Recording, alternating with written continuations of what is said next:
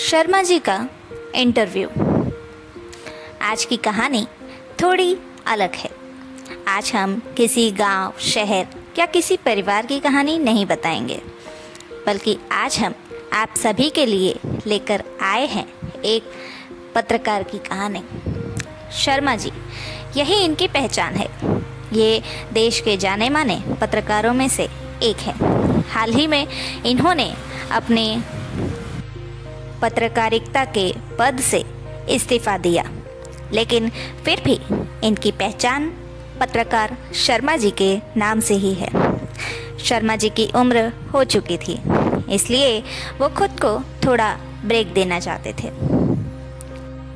उन्होंने बचपन से लेकर बुढ़ापे तक सिर्फ अपने देश के बारे में सोचा है और आज वो खुद के लिए भी सोच रहे हैं, क्योंकि उनके विचार बहुत ही अच्छे थे।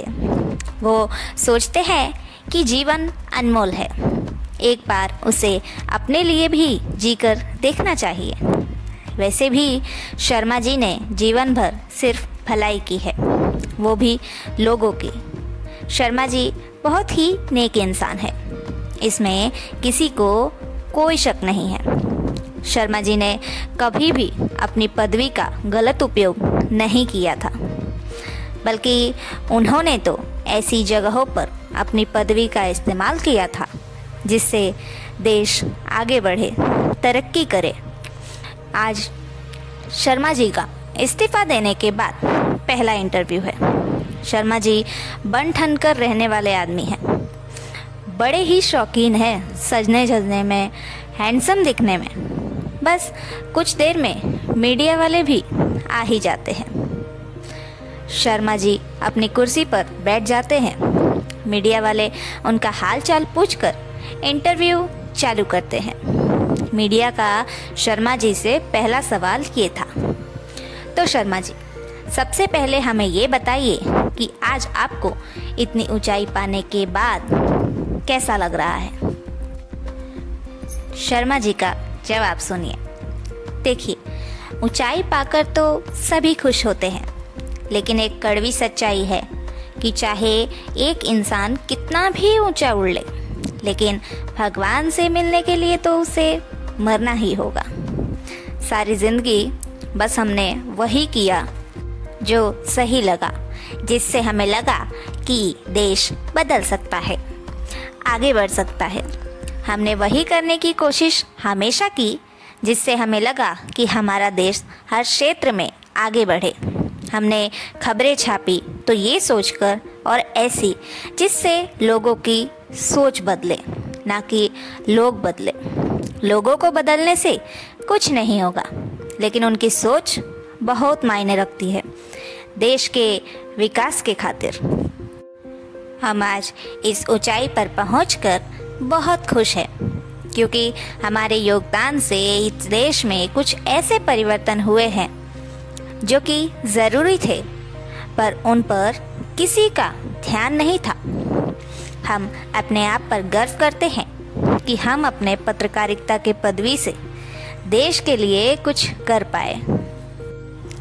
मीडिया वालों का दूसरा सवाल। अच्छा शर्मा जी, ये बताइए कि आपको इतनी कम उम्र में पत्रकार बनने की प्रेरणा कहाँ से मिली?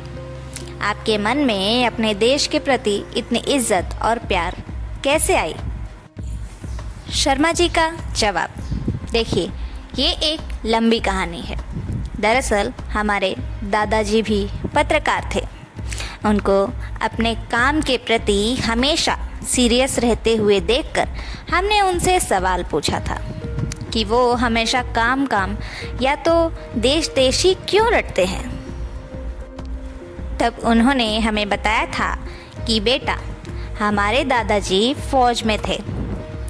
हम भी उनकी तरह बनना चाहते थे, लेकिन नहीं बन पाए, इसलिए हम पत्रकार बनकर ही उनका सपना और अपनी इच्छा दोनों पूरी करते हैं। तो बस इसलिए हमने भी ये ठान लिया था कि बड़े होकर हम भी पत्रकार बनेंगे और अपनी पदवी द्वारा देश को आगे बढ़ाने की और देश का विकास करने की कोशिश करेंगे। बस इसलिए हम आज इतने काबिल हैं। हमारे काबिल होने का श्रेय हमारे दादाजी को जाता है। मीडिया का अगला सवाल। शर्मा जी, आपने बताया कि आपको आपके दादाजी से ये प्रेरणा मिली, लेकिन क्या हम जान सकते हैं कि आपके माता पिता आपके साथ थे या नहीं? शर्मा जी का जवाब, जी नहीं, मेरे माता पिता मेरे साथ नहीं थे। वो तो मुझे छोड़कर तब चले गए थे जब मैं मात्र 2 साल का था।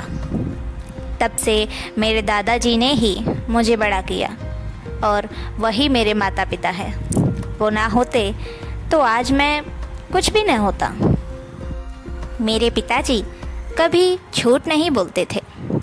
वो भी मेरे दादाजी के जैसे ही सच्चे और ईमानदार थे। इसीलिए उनके दुश्मनों ने उनकी गाड़ी में बॉम्ब फिट कर दिया था, वो भी मेरे जन्मदिन के दिन। चलती हुई गाड़ी धीमी करके मेरे माता पिता ने मुझे बाहर निकाल दिया ताकि मैं उन देशद्रोहियों को सज़ा दिला सकूं और देश के दुश्मनों को देश से बाहर निकाल सकूं। तो दोस्तों, कैसी लगी आपको हमारी ये पत्रकार इंटरव्यू को एक सामाजिक कहानी है, लेकिन कहानी अभी बाकी है। दोस्तों, कहानी का पार्ट 2 देखने के लिए हमारे चैनल को सब्सक्राइब करना ना भूलें और कमेंट करके ज़रूर बताएं कि आपको कैसी लगी हमारी ये नई कहानी।